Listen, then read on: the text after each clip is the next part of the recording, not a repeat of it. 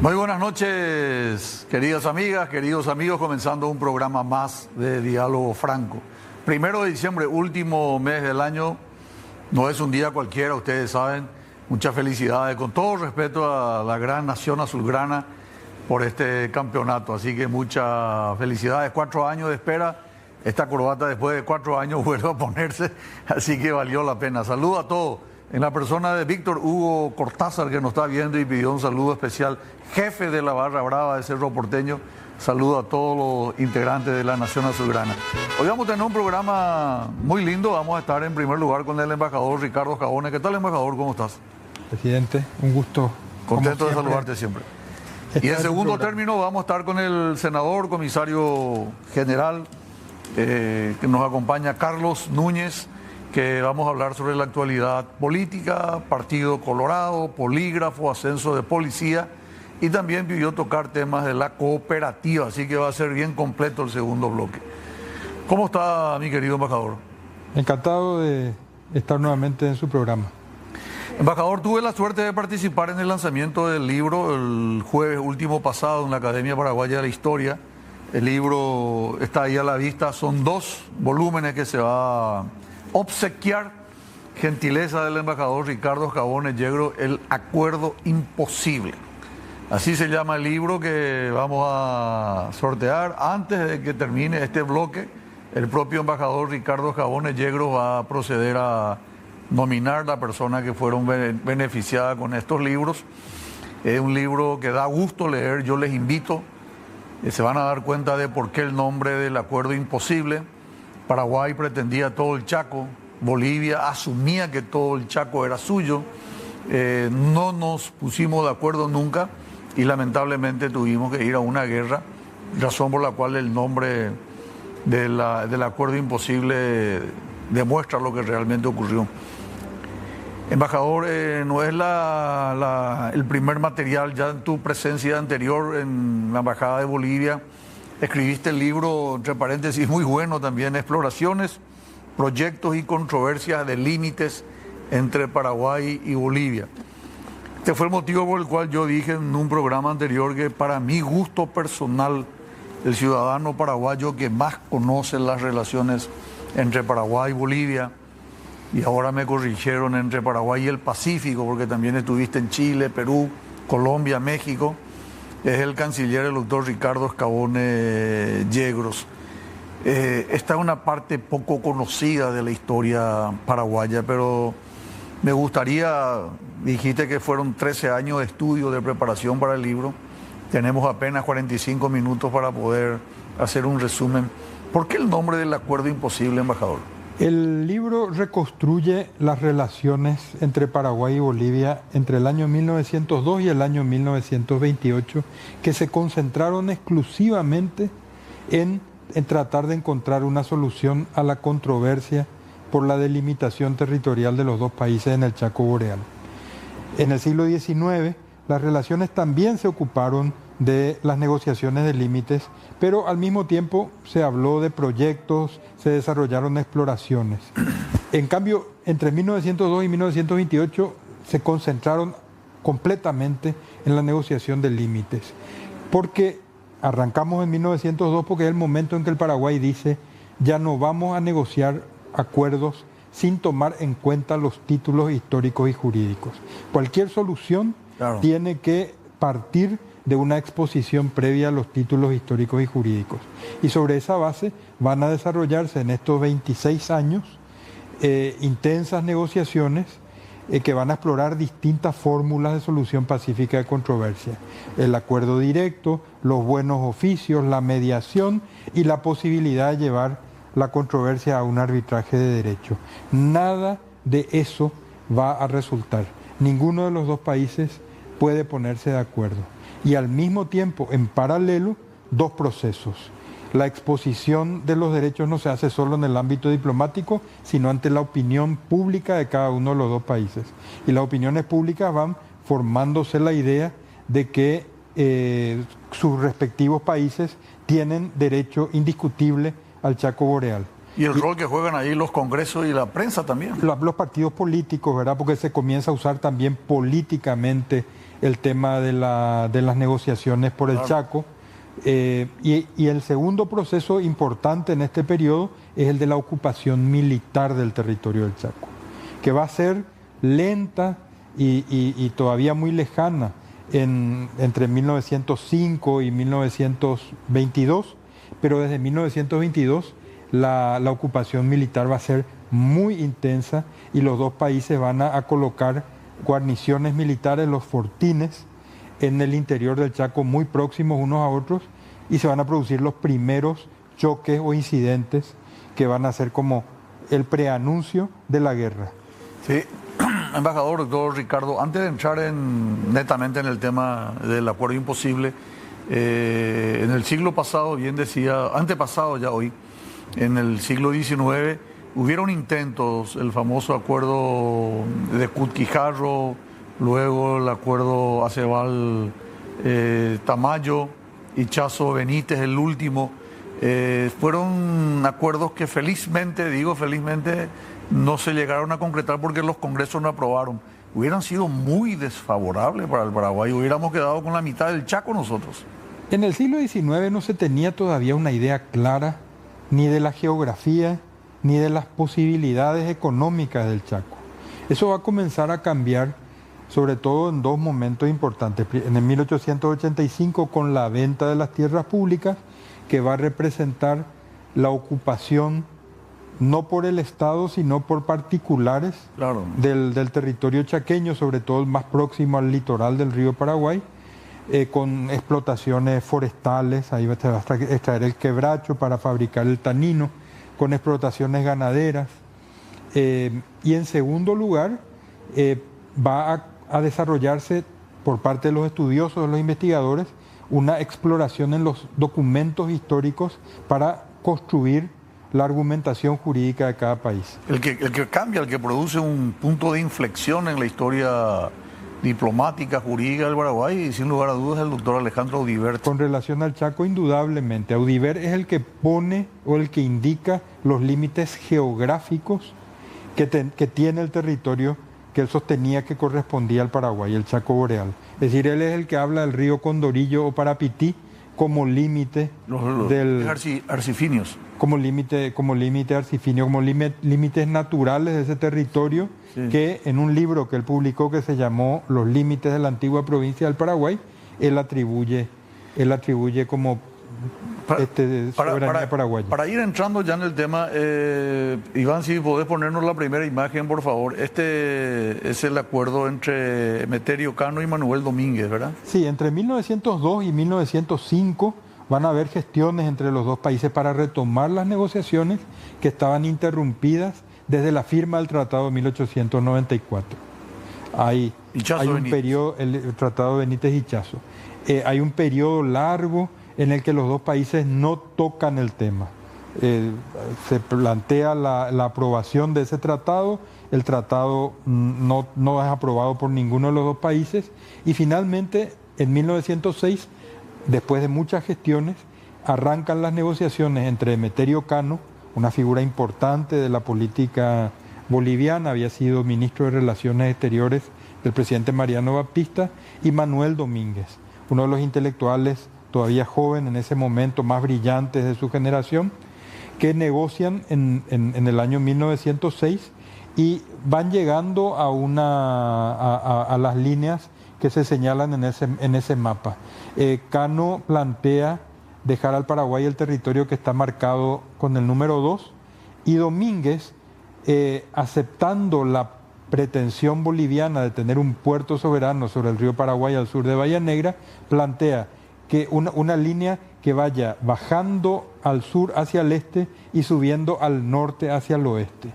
Tanto más litoral se le daba en el río Paraguay, tanto más territorio se le daba al Paraguay o se le reconocía al Paraguay en el interior del Chaco. Sí. Para ir llegando también un poco a esos límites históricos que habían sido definidos a partir de la última década del siglo XIX. Ahí se produce el cambio de gobierno, más o menos en esa época. En 1904 el Partido Liberal accede al poder, justamente con la participación de Manuel Domínguez, Sí. que siendo vicepresidente de Juan Escurra, participa en el campamento revolucionario en Villeta Sí. y se suma a la revolución y asume, para hablar mal y rápido, pero claro, los liberales, y dejan el poder los colorados. Hubo un cambio de posición en el manejo de las relaciones entre lo que se venía haciendo ahora y lo que se hace a partir de 1904. Esa definición de que se tenía que discutir sobre la base de los títulos históricos y jurídicos se plantea ya en 1902 en el gobierno de Aceval. Emilio Aceval. Por un ministro, Emilio Aceval, por un ministro que era del Partido Liberal, Juan Cancio Flecha. El Partido Liberal había levantado la bandera de la defensa del Chaco como una, junto con la libertad electoral y con uno de los 5 motivos por el cual se funda el Centro Democrático. Exactamente, es una de las banderas Sí, sí. que define el Centro Democrático. Correcto. Pero desde 1902 es ya una posición asumida por los gobiernos. Antes de Escurra, entonces. Antes de Escurra, en el gobierno de Aceval, Aceval. y en el gobierno de Escurra, el ministro de Relaciones Exteriores, Antolín Irala, mantiene esa posición. Es decir, no hay un cambio brusco en No hay un 1904. Los cambios se van produciendo paulatinamente después de la firma del Tratado Benítez-Hichazo de 1894. Pero, y Entonces, otra para que cosa, la gente entienda, a partir de ahí, de 1894, ya deja de ser una simple repartija de acuerdo a la conveniencia versus inconveniencia, sino que ya Paraguay comienza a decir, no, nosotros creemos que esto es nuestro por esto y por estos documentos. y que Bolivia exponga sus títulos. Y que Bolivia... Que se miren los títulos de los dos países y a partir de esa exhibición de títulos se encuentre una solución. Y eso no fue posible. Y yo no sé si ahora o por una cuestión cronológica conviene que la audiencia pueda saber ahora cuáles eran las aspiraciones del Paraguay, cuáles eran los reclamos de Bolivia, o vamos primero al acuerdo Soler-Pinilla. No, lo que me interesa, siguiendo lo que usted me preguntó, en este periodo tan largo, 1902-1928, a pesar de que hubo cambios de gobierno, hubo revoluciones, guerras civiles, etcétera, las negociaciones estuvieron manejadas por muy pocas personas. Prácticamente el 80 al 90% del tiempo las negociaciones están en manos de Manuel Domínguez o de Fulgencio Moreno o de Eusebio Ayala o de Manuel Gondra. Eso le da una gran continuidad a la posición del Paraguay. Y fíjese, por ejemplo, en las conferencias de Buenos Aires de 1927-28 están en la delegación paraguaya Eusebio Ayala, Manuel Domínguez, Fulgencio R. Moreno. José Pegullari. Además de José Pegullari y Francisco Chávez, que eran los presidentes de los partidos políticos. Es decir, la delegación se forma con las personas que negociaron. Francisco Chávez era presidente de la Junta de Gobierno. Francisco Chávez era el presidente del sector colorado que participaba en el Congreso y en otras funciones. Igualito que en los tiempos actuales, ¿eh? Sí, pero la división era un poquito más, un poquito más fuerte. La oposición no tiene participación no. en el gobierno. En esa época Se le ponían los más indudablemente, capaces. porque era una cuestión de Estado, era una cuestión delicada, había que definir los límites, entonces... Además, muchos presidentes, a propósito, adrede, luego querían que esté en Colorado para que la decisión que se vaya a tomar afecte en el Congreso también. No, y tuviera la mayor legitimidad. Claro, tuviera la mayor y legitimidad. además la capacidad de Manuel Domínguez y de Fulgencio R. Moreno, ¿verdad? Nadie ponía en dudas. Sí. ¿Cómo se llega al acuerdo Pinilla-Soler, embajador? Bueno, cuando se trancan estas negociaciones entre Cano y Domínguez, se interponen dos ofrecimientos de mediación. El ofrecimiento de mediación del Brasil y el ofrecimiento de mediación de la Argentina. El canciller argentino, Estanislao Ceballos, saca ventaja y lleva a los ministros de Relaciones Exteriores del Paraguay. Una interna entre Ceballos y Río Branco. Había una cuestión que venía desde un arbitraje por misiones en el que ambos habían sido el arbitraje en el cual ambos habían sido representantes de su gobierno, y triunfa en el arbitraje la posición del Brasil, con lo cual triunfa Río Branco. Y Ceballos hace cuestión, consigue con mucha habilidad llevar a los dos ministros de Relaciones Exteriores y, usando un poco de presión, dada la importancia que tenía la Argentina para los dos países, consigue que se firme un acuerdo por el cual los dos países sientan las bases de lo que sería un arbitraje. Dejan una parte del territorio al Paraguay, una parte del territorio para Bolivia y una parte muy grande para que sea sometido al arbitraje ¿Podemos ver esa imagen, por favor, Iván? Del presidente argentino. La imagen número 2. Entonces, el presidente argentino era... Fíjese lo que es la zona de arbitraje, porque el Paraguay en un momento dice, pongamos que el arbitraje va del grado 21 y medio hasta el grado 19 de latitud. Y no te querés parar porque vos sos alto, luego vas a poder mostrar mejor. El negociador boliviano, el Paraguay sostenía que llegar hasta el grado 19, pero el negociador boliviano dice ese acuerdo no va a ser aprobado en Bolivia.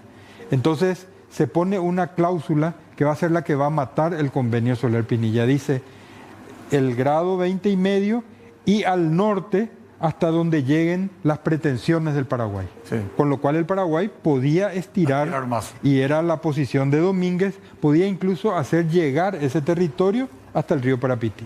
Bueno, y el lado 62 es hasta el lado 61. Bueno, aquí no había tanto problema porque se pensaba que esto era el estero Patiño y que ahí estaba más o menos definida Entonces, la esta primera línea, embajador, es la que es de Paraguay. Ya queda Paraguay, con la Definitivo. cual se consigue... Esto queda para Bolivia. Sí. Y esto para un arbitraje. Así es. Una negociación muy ventajosa comparando. Es una negociación muy ventajosa comparando los tratados que se habían firmado con anterioridad. Sí. Ahora, este no es un tratado, es apenas un proyecto, un acuerdo entre los ejecutivos. Los dos gobiernos lo van a aprobar, pero se tranca nuevamente en negociaciones. Domínguez y Cano retoman las negociaciones y no pueden ponerse de acuerdo porque Cano trata de revertir esa disposición y de asegurar por lo menos que la zona de arbitraje que deje a Bolivia Bahía Negra. Bueno. Y no se ponen de acuerdo y Cano muere en el medio y se interrumpe. ¿Muere en Paraguay? Él muere en Paraguay. Bueno, vamos a unos consejos comerciales, embajador. Vendemos y regresamos luego con más. Ricardo Escabones Yegros. Estamos analizando el acuerdo Soler-Pinilla. Adolfo Rufo Soler.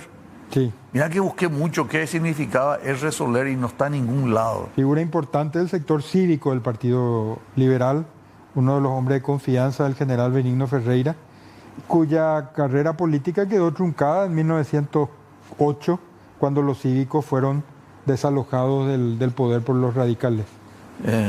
Sí, pero el nombre Rufo es un poco raro, ¿eh?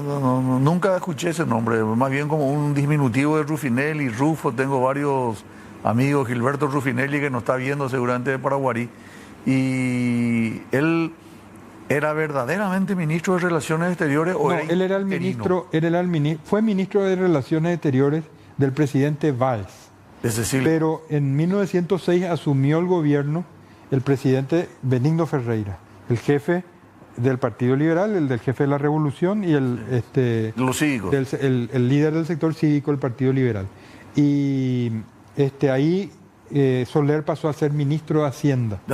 Y Báez volvió al Ministerio de Relaciones Exteriores. Pero como Báez estaba con permiso porque había dejado recién la presidencia, fue Soler como ministro interino, ministro de Hacienda e interino de Relaciones Exteriores. Era interino de Relaciones Exteriores.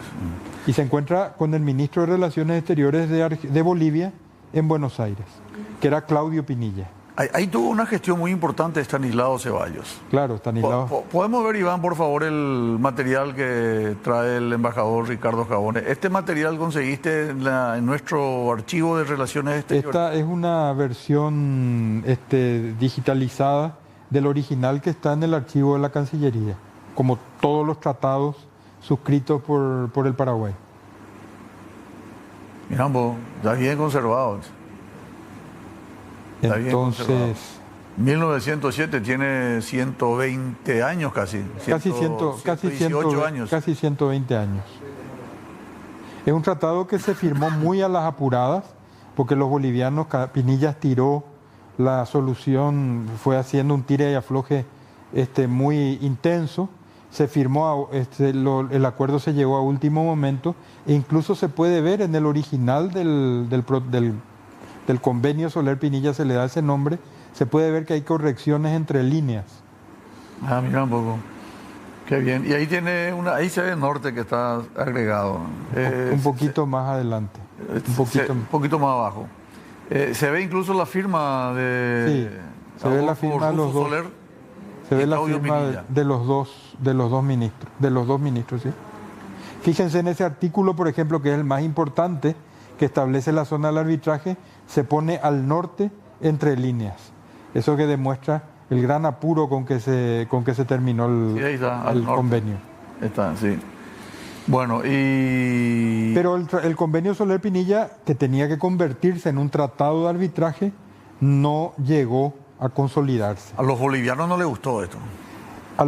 El gobierno de Bolivia, en Bolivia gobernaban los liberales, y los liberales tomaron la decisión de resolver todas las cuestiones de límites, porque era la garantía para el desarrollo del país. Y entonces firmaron el tratado con Brasil, cediendo el Acre en 1903, y el tratado con Chile, cediendo el litoral del Océano Pacífico en 1904. Entonces, los liberales tenían una posición abierta para una negociación, y a último momento incluso dijeron al Paraguay, por lo menos dejemos Bahía Negra para Bolivia. Bolivia quiere tener una ventana a la cuenca del Plata, que esa ventana tiene que estar... Perdieron toda su costa sobre el Pacífico. Perdieron su costa sobre el Pacífico, pero se aseguraron ferrocarriles. Chile se comprometió pagó eso. Claro, Chile se comprometió por el Tratado de 1904 a construir un ferrocarril desde La Paz hasta Arica y darle una serie de ventajas en el puerto de Arica. Entonces Bolivia tenía ya una comunicación, una salida no soberana, pero una salida eficaz. Lo que llamamos hoy un puerto franco. Un puerto franco. ¿Qué es lo que el Paraguay va a terminar planteando a Bolivia? Porque hasta las negociaciones con Cano, hasta las negociaciones entre Domínguez y Cano, el Paraguay está dispuesto a ceder ese territorio al norte de Fuerte Olimpo a cambio de una compensación adecuada en el interior del Chaco.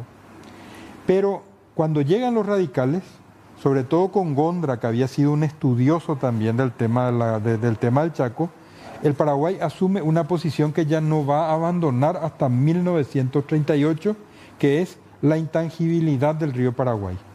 El Paraguay no iba a ceder 1 milímetro del litoral sobre el río Paraguay a Bolivia, al sur de la desembocadura del río Negro, es decir, al sur de la Bahía Negra. Y entonces eso impide cualquier negociación directa, porque claro, para Bolivia es una cuestión sine qua non, una condición necesaria, indispensable, que tener un puerto sobre el río Paraguay. Era un problema de límite, era un problema de territorio. Y ellos lo plantean como una cuestión que se vinculaba con su desarrollo futuro y con la necesidad de dar salida a la producción del oriente boliviano. No es que ellos quieren o buscan que la salida por el río Paraguay sustituya su salida por el Pacífico. La salida por el río Paraguay era una ventana adicional y vinculada directamente a la zona oriental, que se vuelve más necesaria cuando se descubre el petróleo en la zona oriental de Bolivia, a partir de los principios de la década de 1920 sobre todo, en que se van identificando con mayor certeza los yacimientos petrolíferos y la riqueza petrolífera que había en esa zona. Que justamente de la zona limítrofe con el Paraguay. En la zona más próxima al Chaco. Camiri. La zona más próxima al Chaco. Camiri es precisamente sobre el río Parapití. Sí. Entonces, el Paraguay, ahí se encuentran esas dos posiciones. Bolivia que dice, no aceptamos ningún acuerdo que no incluya un puerto al sur de Bahía Negra, y Paraguay que dice, no vamos a ceder ni un puerto con soberanía al sur de Bahía Negra. Y en el 18, Fulgencio Remoreno, que había negociado con Ricardo Mujía en Asunción durante varios años, con una larga exposición de títulos, él lleva a La Paz la propuesta paraguaya de solución final, que es el otorgamiento de un puerto libre, un puerto franco en Bahía Negra, que Bolivia no acepta naturalmente. Eso fue una propuesta también, tengo entendido por lo que leí, de Teodosio González. Bueno, Teodosio González va a hacer una propuesta preocupado por el avance de Bolivia hacia el interior del Chaco. Bolivia entre 1905 y 1912 va a fundar una línea de fortines que van a siguiendo el curso del río Pilcomayo, van a terminar en el estero Patiño. Sí. Eso se sabe en Paraguay y preocupa en Paraguay esa situación. Entonces Teodosio González plantea un acuerdo, un modus vivendi, no un acuerdo que resuelva la cuestión de límites, sino un acuerdo intermedio que daba un puerto a Bolivia sin definir todavía la soberanía. En lo que es actualmente Bahía Negra. Que sería Bahía Negra, con el compromiso de que Bolivia construya una carretera hasta ahí. Teodosio González, que fue ministro de Relaciones Exteriores por unos meses del presidente Liberato Rojas, en momentos muy complicados, pensaba que había que crear los intereses comerciales, los intereses económicos, y que esos intereses económicos iban a resolver finalmente la cuestión. Y que de esa manera podía frenarse el avance boliviano, porque el Paraguay estaba, en 1911, en un proceso de movilización interna, claro, muy terrible, ¿verdad? Varias revoluciones, sí, sí, varios levantamientos. Sí, hasta el punto que no se festejó el centenario. Al mismo tiempo. Pero Teodosio González va a encontrar primero la negativa de Bolivia, porque Bolivia va exigiendo una serie de condiciones, y en segundo lugar la negativa dentro del propio gabinete del presidente González, porque el ministro del Interior era Alejandro Audibert. Y Alejandro Audibert le dice, ¿quién le dice a usted que toque ese tema? Le dice, el tema que pensaba él, que él era la autoridad en la materia. La acusó de traidor. Y Teodosio González le dice, porque yo soy el ministro de Relaciones Exteriores, está dentro de mis atribuciones. Y le dice, los límites indiscutibles son los que yo he marcado en mi libro, es decir, el río Parapití, la Sierra de Santiago, la cordillera de los Chiriguanos. Y Teodosio González le dice, eso dice su libro, pero los bolivianos no solo discuten, sino que están avanzando.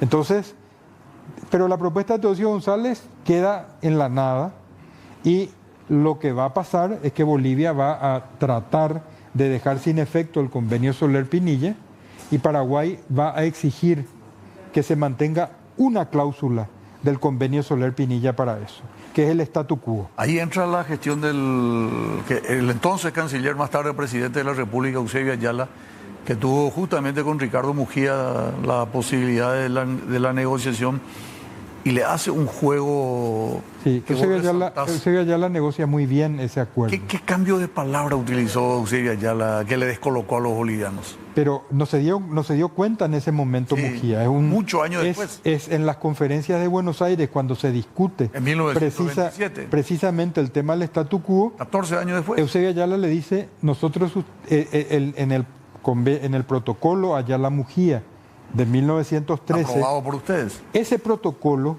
para la audiencia, ese protocolo lo que hace es dejar sin efecto el convenio Soler-Pinilla, que preocupaba mucho a los bolivianos porque reconocía derechos al Paraguay muy al norte incluso del Chaco, pero se mantenía el compromiso de no innovar, lo que se llamó el statu quo de 1907. Los dos países se comprometían a no avanzar en sus posiciones, y esa era una garantía para el Paraguay, que tenía muchas necesidades, ¿cuál es el cambio que muchos problemas. Y el presidente Ayala sustituye la palabra posesiones, que tiene un sentido más amplio, por la palabra posiciones, que tiene un sentido fundamentalmente militar. Porque ¿qué pasaba? Mientras Bolivia fundaba los fortines, el área poblada por el Paraguay avanzaba con establecimientos forestales, ganaderos, industriales, que iban avanzando de colonización, reducciones, que iban avanzando hacia el interior del Chaco. Entonces, con ese acuerdo, con ese cambio de palabra, se protegía el crecimiento, el avance de la inversión privada, del capital privado en el territorio del Chaco, que tributaba en el Paraguay, Claro. que generaba las ganancias en el Paraguay, que movilizaba el comercio paraguayo. Porque la explotación del quebracho en Puerto Casado, en Puerto Pinasco, en otra serie de establecimientos en el Chaco, Puerto Guaraní, Sastre. Puerto Sastre, eran establecimientos que generaban mucha riqueza. Claro. Embajador, nos vamos al último corte para volver con el acuerdo de Buenos Aires ya en la parte final. Regresamos luego de estos consejos comerciales. Está en el libro, en la portada de tu libro, el acuerdo imposible. Aparecen ciudadanos argentinos, brasileros, paraguayos. Se intentó, tengo entendido, de septiembre a noviembre de 1927. Incluso ahí se produce el asesinato, en esa época, el asesinato de Roca Silva.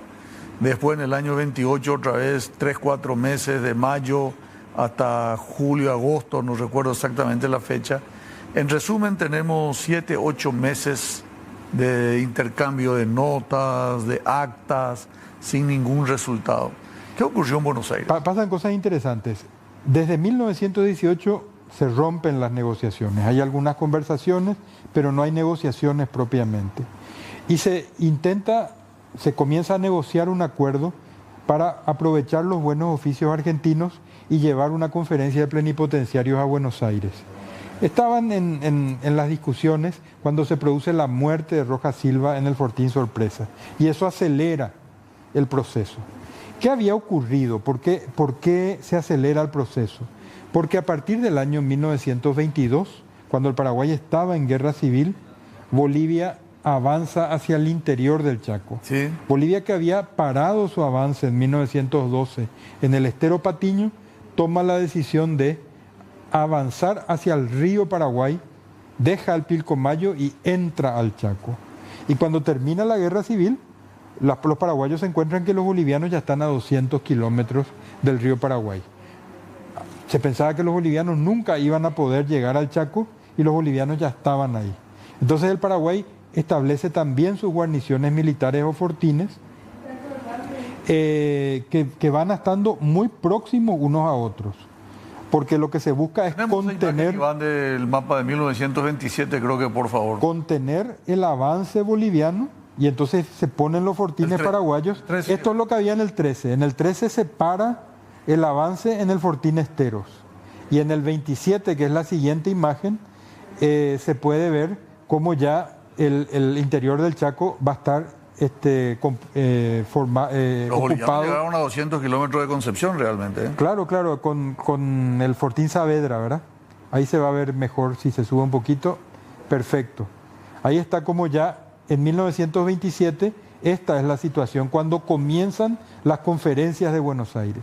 Las conferencias de Buenos Aires son muy importantes porque a Buenos Aires van los hombres que van a tener la conducción del país y de las relaciones internacionales ¿Quiénes van por Paraguay? en los próximos años. La delegación paraguaya está presidida por Eusebio Ayala, Sí. la integran los presidentes del Partido Liberal y el presidente del Partido Colorado gubernista, participacionista, ¿verdad? Que estaba en el Congreso, entre ellos José P. Ullari, además de Domínguez y Chávez. Moreno. Y Chávez. Chávez era el presidente del Partido Colorado.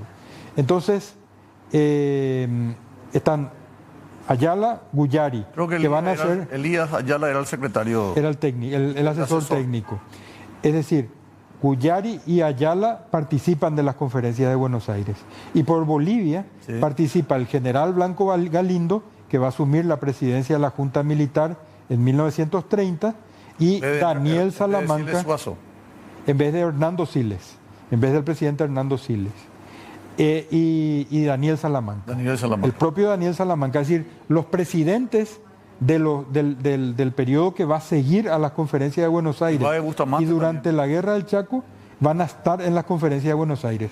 Y 4 cancilleres bolivianos del periodo que sigue, entre 1930 y 1934-35, que son Julio Gutiérrez, Daniel Sánchez Bustamante, que va a ser el presidente de la delegación boliviana en un momento, Sí. Tomás Manuel Elío y David Alvestegui. Y por Paraguay, Cuando Guyari es electo presidente de la República, lo sustituye Jerónimo Zubizarreta, su futuro ministro de Relaciones Exteriores. Y todos estos hombres lo que ven en Buenos Aires, en esos 7 meses de negociaciones interrumpidas, ¿verdad? Porque hay un primer periodo en el año 27 y se retoman las negociaciones entre mayo y julio de 1928. Y en ese periodo ven que no hay una solución posible. Paraguay y Bolivia no pueden llegar a un acuerdo directo, no pueden ponerse de acuerdo sobre el arbitraje, porque Bolivia exige que el arbitraje les deje previamente una parte del litoral del río Paraguay. Es decir, el mismo problema que impide la negociación directa, el acuerdo directo. Bolivia tenía miedo de un arbitraje por temor a quedar quedarse sin esa salida que para ellos era considerada como vital. Paraguay se mantenía en su posición y el Paraguay de no ceder. Y ni siquiera pueden ponerse de acuerdo en un modus vivendi, en una desmilitarización, es decir, en alejar esas guarniciones que estaban tan próximas. De donde estaban, creo que es la propuesta paraguaya. Claro, el alejar los fortines y disminuir también, tener como una especie de regulación de cuánta gente podían tener en el Chaco los dos países. Y ese es el motivo por el cual tu libro se llama El Acuerdo Imposible. Porque... Claro, en el 28 los países llegan a la... y ya no hay negociación después. Ya no se busca una negociación para resolver el acuerdo directo. Lo que se busca es ver cómo se puede evitar una guerra, porque los dos países al mismo tiempo van a avanzar en su preparación militar, en la adquisición de armamentos, en la construcción de caminos de acceso al territorio controvertido, en fortalecer sus guarniciones, el número de tropas que tenían en el Chaco. Es decir, los dos países van a ir preparándose para una guerra. Te invito a que te pares porque tenemos que ir definiendo el tema de nuestro sorteo, embajador. ¿Qué razón tenía ese acuerdo Soler-Pinilla, Pinilla-Soler? Porque básicamente ese proyecto de acuerdo es lo que se mantiene en los límites actuales, ¿verdad? Iván, tenemos ya las personas que están llamando para que el embajador pueda entregar los libros, 2 libros. Repito, esto el jueves se lanzó oficialmente, así que entre todos los televidentes que llaman, 2 libros va a ser obsequiado hoy por el embajador Ricardo Escabone. Tenemos ya los libros. Ahí está atrás, embajador. Él va a ir pasando y vos te vas... Paremos ahí. ¿Dónde? No sé, en el 170. A ver, acá está 170. 170. Interesante el tema, quiero participar del sorteo. Espera un ratito, tener 170 para saber su nombre, por favor, Iván. Presidente, 170 es... Acá está, Gerardo Ferreira. Muy bien. ¿Y el, Gerardo Ferreira. ¿Y el 790?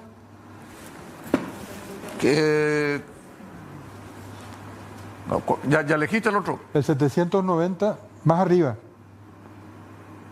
Más arriba.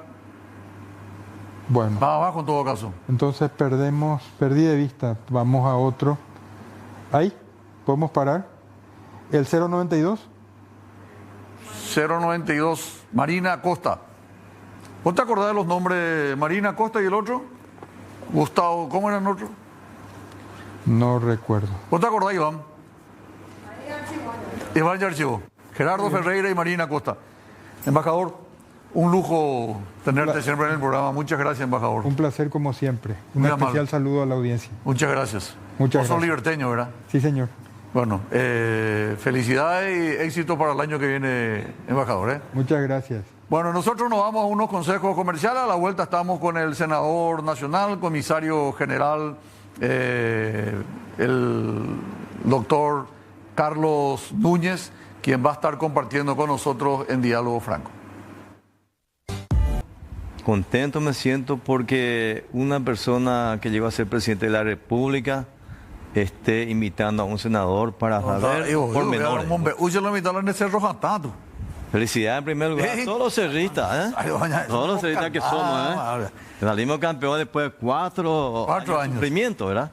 Sí, me avisó una persona que sos cerrista, se ve que te quiere, me llamó. Estuve en la cancha. Ah, te fuiste a la cancha. Estuve con mi nieto y vibramos. Qué bien, sí. Vibramos. Yo también. Llenamos el estadio. Entre paréntesis, agradezco al presidente de la Asociación Paraguaya de Fútbol, Robert Harrison, por la invitación. Muchas gracias, presidente Harrison. Senador nacional, comisario general. Principal retirado, articulado con el general. Situación de retiro, ¿verdad? Sí. Carlos Núñez. Esas declaraciones que lo hiciste, vos mirás el retrovisor y te mantenés, te ratificás en tus declaraciones. Así mismo, doctor. Yo digo solamente la verdad, la realidad, lo que veo y lo que siento. Porque imagínense que va un ministro, nosotros vimos la lista de los que están para ser ascendidos. Va en el Congreso de la Nación paraguaya, le hemos citado para hablar con nosotros en la Comisión de Asuntos Constitucionales y Fuerza Pública, la comisión más importante. Se va, se presenta y todas las preguntas que le hicimos no llegó a contestar una sola pregunta. Si llevaba un documento respaldatorio, y si vos le preguntás el cielo qué color es, te va a decir, hay la estrella, el meteorito, hay las nubes, no te va a contestar qué color es el cielo. Ese es el ministro del Interior. Y nos faltó el respeto y se levantó la sesión. Entonces me amenazó él cuando eso. Usted no me conoce, cuidadito, le puedo hacer destrozar, me dice. Entonces, ¿cómo no voy a tener miedo de esta clase de ministro que no está haciendo nada por la seguridad de nuestras queridas? ¿Vos temés por tu vida, senador? Y no, porque Dios siempre bendice los buenos. Y yo, gracias a Dios, no tengo, ni custodio no tengo, ni el comandante no me ofrece, ¿verdad?, para hacer guardia en mi casa. Y temo sinceramente, si le pasa algo a mi familia. A mí si me pasa, vaya y pasa, pero a mi familia no. Entonces tengo miedo, sinceramente. Estuve con el presidente de la República. ¿Qué dijo el presidente? El presidente de la República, yo en 3 oportunidades estuve con él. Después de estos eventos. Antes de este evento, porque se veía venir. Y le dije yo al presidente, presidente, ¿por qué no solucionamos este inconveniente de la prueba de polígrafo? Porque se le vuelva a tomar, porque hay muchísimos comisarios principales capaces de que honra a la institución policial, que conoce de seguridad, presidente, y que se le vuelva a hacer. Es difícil, me dijo. Y bueno, me retiré. Y al día siguiente yo estuve con el vicepresidente de la República, Aliana, me llama el presidente de la República en ese momento, y antes de atenderle, le muestro a Aliana quién me está llamando. Y ahí me dijo, senador, que haga una nota el comisario y en representación de los otros para que se le vuelva a tomar la prueba de polígrafo. Pasame una copia de esa nota una vez que tenga sello de mesa de entrada. Tan grande fue la sorpresa, yo le paso. También a Aliana, en ese momento le llama también a Aliana cuando estaba todavía conmigo, está, no sé, hablando de algo. Sí, justamente acá está conmigo el senador Núñez, le dijo a Aliana. Y bueno, y después yo volví a irme junto al presidente. Volví a visitarle en Mubizaroa y ahí me dijo, ahí ya se hizo la nota y vamos a ver si resuelve el ministro para que se le pueda volver a hacer la prueba. Y usted es el presidente de la República, le dijo, usted tiene que ordenarle a su ministro porque yo no estoy pidiendo algo fuera del lugar, solamente pido que se haga justicia. Y sale el presidente y me dijo, te aviso. Quedó en eso, no me avisó nada, no me dijo nada. Me volví la última vez me fui, hace 15 días atrás. Le digo al presidente, señor presidente, usted una vez ya se me había negado algo muy interesante que uno pide para tu compatriota más humilde, más necesitado. Yo no vengo a pedirme para mí nada, absolutamente nada. Y usted cuando eso, ¿qué más quiere? Que yo soy tu gran amigo, me dijo el presidente de la República cuando eso. Y eso fue para mí una bofetada, presidente, le dije en esta última entrevista que tuve con él. Y después hablamos un rato largo y me dijo, no va a poder ser. No se va a poder hacer la prueba de polígrafo. ¿Y por qué, ministro? Le dije, porque esta máquina que se usó son máquinas obsoletas en primer lugar. Tienen más de 14 años de antigüedad y este tiene vida útil hasta 10 años. Y 10 años pasados ya es manipulable, le digo. Entonces puede manipular a su gusto y paladar lo que hace la gente que le hace la prueba al policía. Dejando de lado tu cargo actual de senador nacional electo por el pueblo, en tu calidad de comandante de la policía, como comisario general principal, ¿es habitual la utilización del polígrafo para los ascensos? De ninguna manera. Ahora se está practicando y nunca... O sea, es la primera vez entonces. La primera, bueno, se habrá practicado antes, pero nunca se tuvo este tipo de roce, ¿verdad? Lo que pasaba todo, ¿verdad? Pero nunca hubo discusión, nada. Y en esta vuelta, inclusive yo le dije al presidente de la República y a él mismo le dije al ministro del Interior, esta ley está en vigencia, la ley de la modernización de la Policía Nacional está en vigencia, pero acá la prueba de polígrafo dice bien claro, hay 5 ítems que es la buena conducta, si tiene capacidad para el ascenso, si terminó los cursos y varias cosas importantes que reúne al 100%, unos cuantos policías, ¿verdad? Sí. Reunieron, pero la prueba de polígrafo no pasó. Entonces, no es vinculante, a partir de ahora ya es vinculante. Porque le dije, ¿y por qué no está en vigencia? Le dije, pero acá bien claro, acá en el artículo 121 de la ley de la Policía Nacional, bien claro dice acá en el artículo 121, último párrafo, la prueba de polígrafo entrará en vigencia bien claro, una vez que salga el decreto reglamentario. Okay. Y este es el momento que todavía no se reglamentó. No hay un decreto reglamentario. No, ahora otra vez rápidamente se fue el ministro, pues ya de tiempo, hace 3 meses atrás que ellos rindieron todo.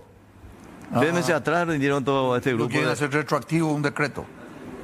No hace falta que hagan retroactivo. No es retroactivo. En este caso no es retroactivo. Ya de tiempo a partir de... Entonces tú, para entender, senador, tu preocupación es doble. Sí. Por un lado, que se utilice el polígrafo que aparentemente no está actualizado, y en segundo lugar, que no hay una reglamentación, y tu temor va porque el polígrafo sea, por ejemplo, para amigos cuestentes, socios, cuera de sata, andas ahí amigos, andas ahí socios, mirando jasamos ahí. Ese es tu temor. Ese es lo que está ocurriendo en este momento.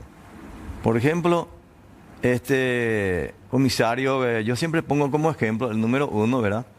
Que fue inclusive a dictar charla a Guinea, África, habla varios idiomas, es docente de la Universidad Nacional, es también docente de las Naciones Unidas, también dicta charla en Costa Rica, Perú, varios países, Argentina. ¿Podemos decir el nombre o no? Puedo decir, César Pérez, que es el mejor egresado. César Pérez. Mejor egresado de su promoción. Mejor egresado de su promoción. Todos los cursos realizados, que exigencia, ¿verdad? Para el ascenso. Tenía que haber ascendido con seguridad. Con seguridad no tenía... ¿Y él no está en la lista? No está en la lista. La flauta. Sí, no está en la lista porque supuestamente se aplazó. Y él se fue a hacer una prueba... Sí. Yo reconozco que no estoy entrenado. Sí, entiendo. No tengo la capacidad. César Pérez es un oficial de la policía, mejor egresado de su promoción, mejores calificaciones, docente universitario, fue a dar charla en varios países, y acá en Paraguay pasó todas las pruebas excepto la del polígrafo. Es así mismo. Por ejemplo, en los Estados Unidos él hizo 2 cursos en West Point. Y ahí se practica, pero son máquinas, verdadero máquinas nuevas, ¿verdad? Y él pasó ambas pruebas allá en West Point, ¿verdad? Y en varios países. Y como acá justamente para quitarle de carrera. ¿Sabe? Uno que... ¿Y por qué se le querría sacar a Carlos Pérez? Yo digo porque a lo mejor el presidente de la República y el ministro del Interior tenían miedo de que delate algo a los Estados Unidos. Porque tiene buena relación con los Estados Unidos. ¿Y por qué va a tener miedo? o o sigue la mafia acá en Paraguay, como yo lo he denunciado. O sea, ¿verdad? vos, tu presunción es de que las autoridades del gobierno actual desconfían que Carlos Pérez podría pasar información del Paraguay a los Estados Unidos. Asimismo yo calculo, porque no hay otra cosa. Es grave lo que está diciendo. Es sumamente grave, pero es la realidad. Eso le dijiste en el pleno del Senado. Le dije en pleno del Senado, yo me ratifico lo Y al que estoy presidente y diciendo. al ministro le dijiste eso. Le dije al presidente y le dije al ministro. Y ahí inclusive en la plenaria le dije yo al ministro. Qué bárbaro. Cuando se fue en... ¿Cuál es la explicación? Y bueno, él dice que no pasó el bolígrafo y punto. Ni si el Papa viene no va a ascender ese comisario, me dijo. Ni si el Papa viene a pedirme. Pero no ¿Sí? es solamente el presidente, el ministro. Nosotros los paraguayos pagamos nuestros impuestos. Nosotros pagamos la formación de él y de todos los oficiales de la policía.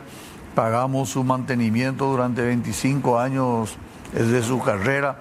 No es justo que tenga que pasarle al retiro así porque sí, porque no le gusta nomás. Y sí, porque... ¿Y qué va a hacer, senador? Ahora te pregunto ya como senador, Sí. en tu condición de senador, el presidente de la República, el ministro del Interior no te respaldan aparentemente y corremos el riesgo de que un buen oficial de la policía, como lo estás presentando, Carlos Pérez, quede fuera de carrera por el hecho de que no pasó el polígrafo. Ah. ¿Qué va a hacer el cuerpo de la Cámara de Senadores?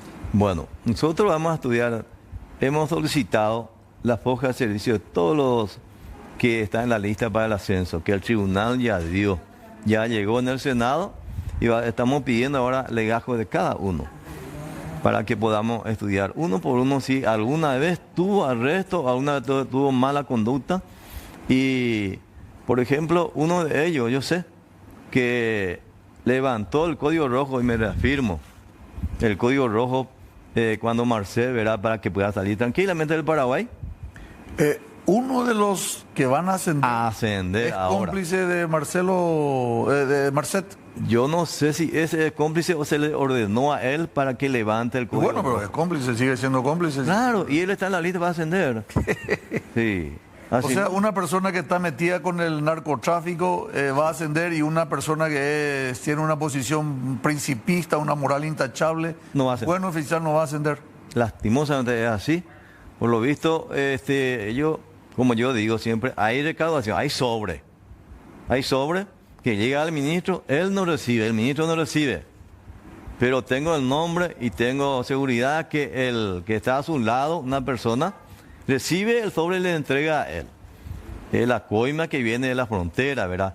Hoy, por ejemplo, ayer saltó, imagínense lo que Pero cada ocurrió. vez que hablaba, comisario, vos estás contando cosas más graves. Y ¿Me conozco- permití un Sí. pequeño corte? Por favor, con mucho gusto, y vamos a seguir. A la vuelta de estos consejos comerciales, el senador nacional Carlos Núñez nos va a hablar de los sobres. O general, en situación de retiro, principal, actual senador nacional, está haciendo unas denuncias muy graves respecto a los sobres. Sobres que no solamente están, había sido en Burú Villarroa, sino también sobres que llegan al Ministerio del Interior. ¿Cómo es eso, senador? Bueno, este es, como siempre yo digo, este es voz populi, de que los sobres vienen de distintos lugares, especialmente de la frontera. Y uno paga 20 millones, 30 millones, hasta 50 millones de guaraníes, paga para ir trasladado, para irse O sea, trasladado. un comisario en esa famosa cuarta zona que afecta a los departamentos de Itapúa, Alto Paraná y Canindeyú. Así mismo, Ese sigue siendo siempre el filé miñón de los comisarios. siempre, Siempre. siempre, lastimosamente es así, pero Sí, conozco. tal vez haya algunos... Entonces, hay un sobre que está llegando de la frontera. Así dice la gente y viene, traen al ministerio y el ministro no recibe, por supuesto. Pero él, él es impoluto de acuerdo a él, su conducta es intachable de acuerdo a él. Pero recibía muy olado.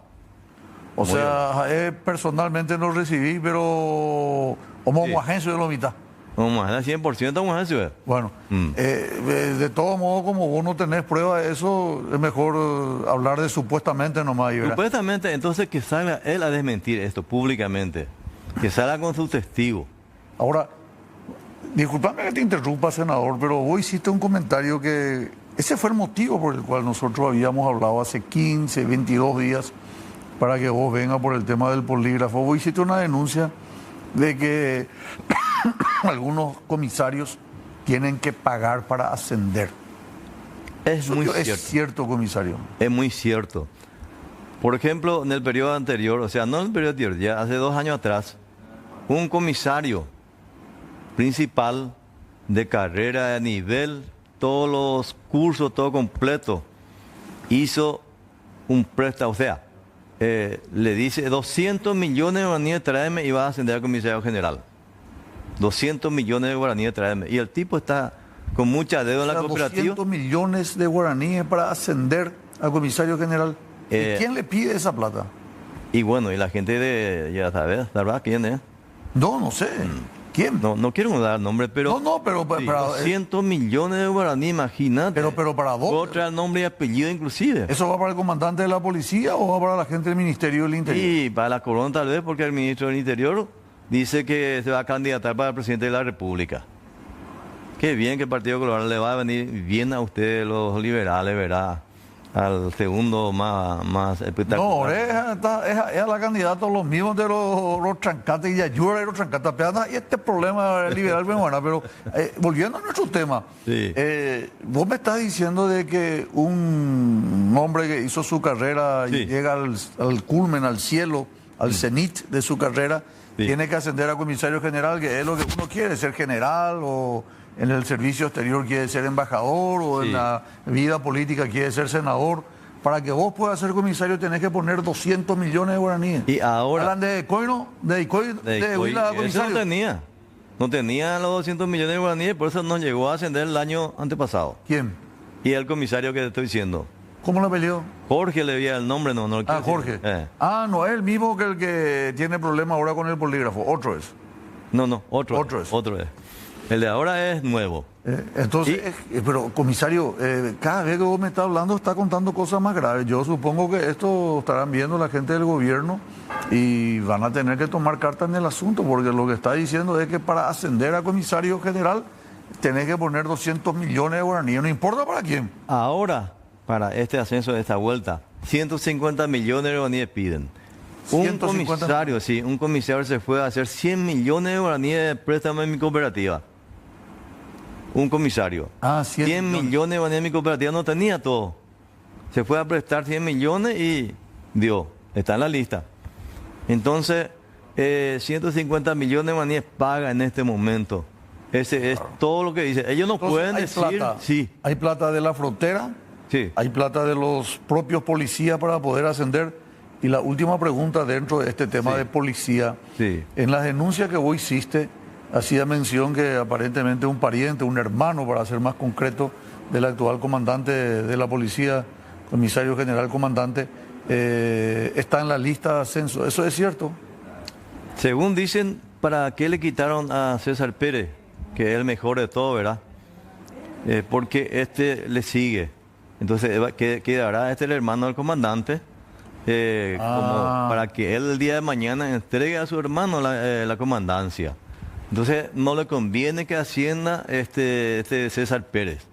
Yo siempre no doy solamente el nombre de él, porque hay varios comisarios principales que son excelentes, que increíbles, que dijeron que se aplazó en polígrafo. No es el caso. ¿Y el hermano del comisario es número 2? No es número 2, pero le alzan su reemplazo y le dio el cargo que tenía él. Bueno, ok, correcto, no es número 2, ¿verdad? Pero hay entre Pérez Sí. y el hermano de Benítez, ¿hay otros oficiales de la policía que están en la lista de espera? Está en la lista de espera, pero que seguramente él sabrá ubicarle en el mejor cargo esta vuelta. Pues en este momento está como que era el cargo de César Pérez, él ocupó ahora. Y el de Ciudad del Este, esta es la parte de crimen organizado y de secuestro, ¿verdad? Sí. Y ahora el de que ocurrió en Ciudad del Este, el grave problema en este momento, que es la desaparición de la cocaína. Y creo que es 50 Desapareció cocaína de la policía. de la policía. Y son gente... Yo no tenés una noticia buena, comisario. No, pero yo quiero contarle a la ciudadanía para que sepa, hermano, de Es quién está grave lo que seguridad. está diciendo. La gente de la policía de Ciudad del Este se le desapareció cocaína. Así mismo. ¿Y esa gente va a ascender? Sí, está, por ejemplo, un grupo de comisarios principales de narcóticos allá, que no depende de la dirección de allá de Alto Paraná, sino maneja desde acá. Desde acá se maneja el narcótico, y es decir, que desde acá se dio la orden para que haga desaparecer la cocaína, y hay sumario, hay esto, pero eso lleva 6 meses, 7 meses, bola. Pero qué bárbaro, comisario, lo que está diciendo es muy grave. Y esto vos ya comentaste también en el Congreso. No, este es nuevo. Es nuevo. Es nuevo. Este es nuevo. Posiblemente el miércoles voy a comentar todo esto en plenaria. Porque llegó... Entonces, para hacer un raconto hasta ahora, Sí. están utilizando un método nuevo, el polígrafo, con un equipo viejo que está perimido, obsoleto. Es la excusa para no darle el ascenso a Pérez, para que entre ellos asuma el hermano del actual comandante de la policía, Benítez. Así mismo. Porque el propósito es que el actual comandante, Carlos Benítez, le entregue a su hermano el bastón de mando de la policía como comandante. Así mismo. Y al mismo tiempo hay recaudación de plata de la frontera, de los propios oficiales, y desaparición de cocaína en Ciudad del Este. Y me dijiste algo que Marcet, alguien rojo que le liberó a Marcet, Sí. es el que va a ascender ahora. Y la gente sabe quién es esa persona. El miércoles ahorita le voy a contar. El miércoles. Vos me plenaria. uno la mitad de vos, Sarambina, Paraguay, tú se acuerdan de esa la mitad, mi Y ministro. por una cocina de ayer reserva y que te vamos a hacer en lo mitad pedir. Entonces. Los negativos me dicen que hay primicia a nivel de cerro porteño. Más pero la persona involucrada, porque es grave lo que está diciendo. Posiblemente hoy viene PAP. Ocupada de. Pérez en la web. Posiblemente. Posiblemente. Él está involucrado en el tema de Marcet. Según dicen, él está. Yo no puedo dar prueba, pero dice todo, sabe eso. Y eso está en la lista. Por ejemplo, yo lo que cuestiono es el manejo de la institución. El comandante no tiene la culpa, tal vez, porque lastimosamente es una persona muy inteligente, pero recibe órdenes del ministro. El ministro es ministro de Interior, es comandante, él es su comandante. Él de cada semana inclusive se cree impoluto. Recordará el caso de Cuau Bolaño. Sí, claro. Sí, Cuau Bolaño, él lleva en la espalda 400 personas muertas, 500 heridos y 6 desaparecidos. Él estaba cuando ocurrió eso, él estaba en Argentina, no volvió. Cuando volvió acá, él ni siquiera se fue a mirar, nunca fue condenado. Fue condenado él, un arquitecto. Un arquitecto fue condenado. Vos te referías a Enrique Riera, ¿verdad? Enrique Riera. Okay. Él cuando fue intendente de Asunción. Sí. Y cuando eso también, él que se cree tan honesto. Yo no quiero mezclarlos tanto, ¿verdad? Sobre todo ya que no está el ministro Riera, a lo mejor él tendría que defender. No ha de mentir, porque es cierto. Por ejemplo, le pregunta a usted, él tanto habla de Nepo Baby, de mi familia. ¿A vos te acusó de Nepo Baby? Me acusa, y cosa que mi hija, por ejemplo, tiene 15 años de antigüedad en la función pública, que la había ingresado antes que yo sea senador. Otra mi hija que trabaja, otro mi hermano que tiene 13 años de antigüedad, nombrado. Entonces, ¿por qué le va a nombrar a ellos? Esta es la culpa. En mi cooperativa ningún familiar mío no trabaja. Ni mi señora, ni mi hermano no trabaja. ¿Y tu hija dónde trabaja, senador? Trabaja en el Instituto Nacional de Cooperativismo. O sea, no está... Es directora. No está en relación de dependencia de vos en el Senado. No está, absolutamente. Y... ¿Podemos hablar ya de la parte política ahora, entonces? Sí. Y último. Su hermano está en Yacyretá. Él cuando subió ministro de Educación, Riera, le nombró a Yacyretá unos 50 millones de guaraníes de salario a su hermano, que salga de mentir. A su arquitecto, que es su cuñado, le hizo equipar la Municipalidad de Asunción cuando era intendente, 600 millones de guaraníes de lujo. Ni silla no tiene la gente para sentarse ahí. Y él, 600 millones. Sin concurso de precios, sin licitación directa. Y eso es legal. Entonces, que no hable más, que sea honesto. ¿Vos estás enojado? No es de posible ni era. Sí, posible, porque doña Poila, presidente de la República, ordenada supe.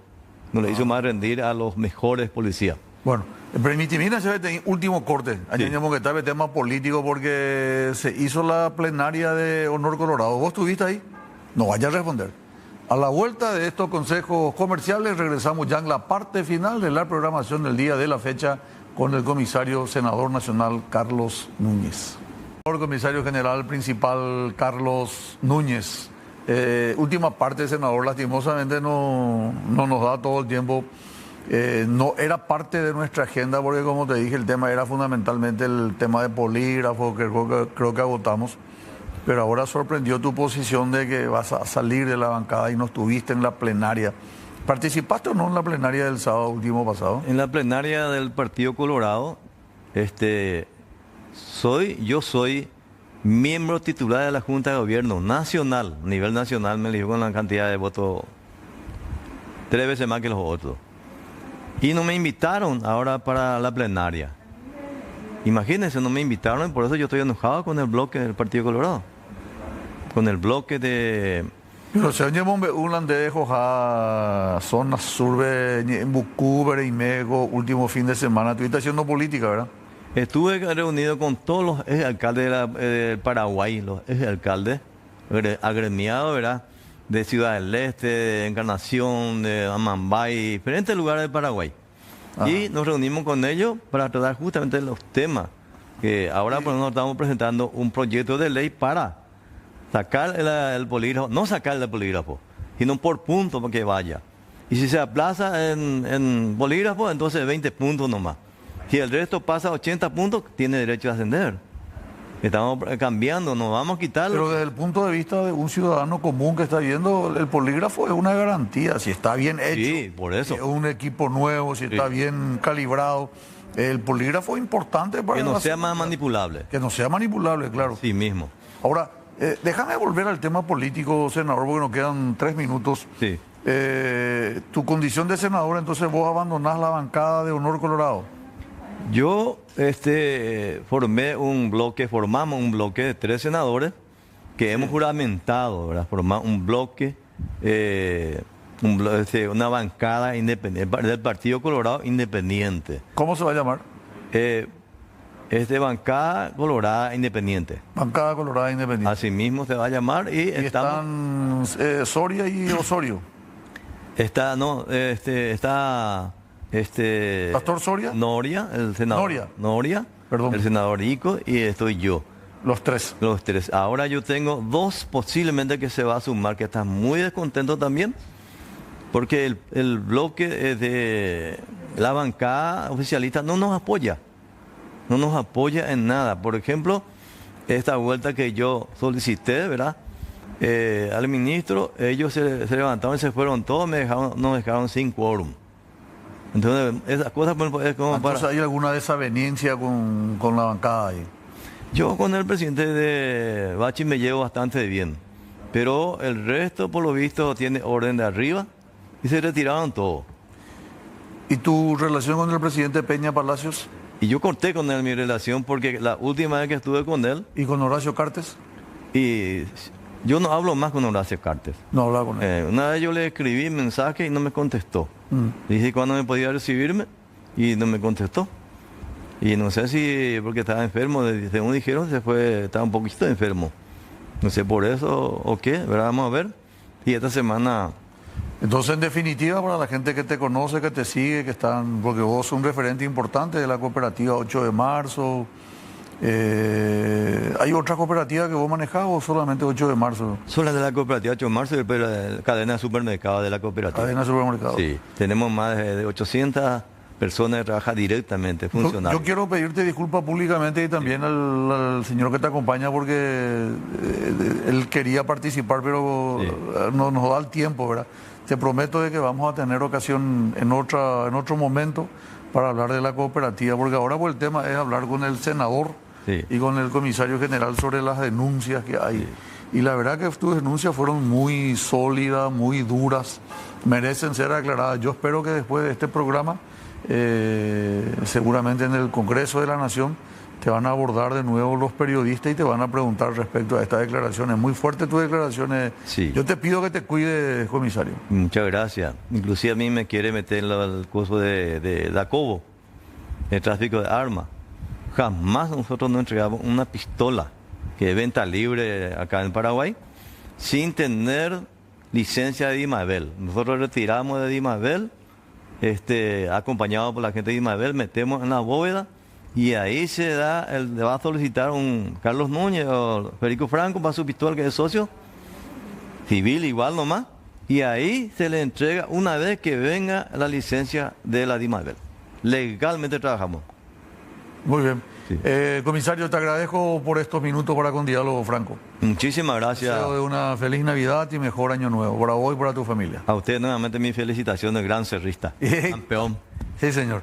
Gracias, comisario. Muchísimas gracias. Nosotros nos vamos, regresamos, si Dios permite, el próximo lunes con más Diálogo Franco, el 3 de diciembre, Día del Médico, pasado mañana. Mi saludo a todos los colegas médicos de la República del Paraguay, en particular a los compañeros de la promoción 1986 de la Facultad de Ciencias Médicas de la Universidad Nacional de Asunción. Feliz Día del Médico. Regresamos el próximo lunes con más Diálogo Franco. Agradece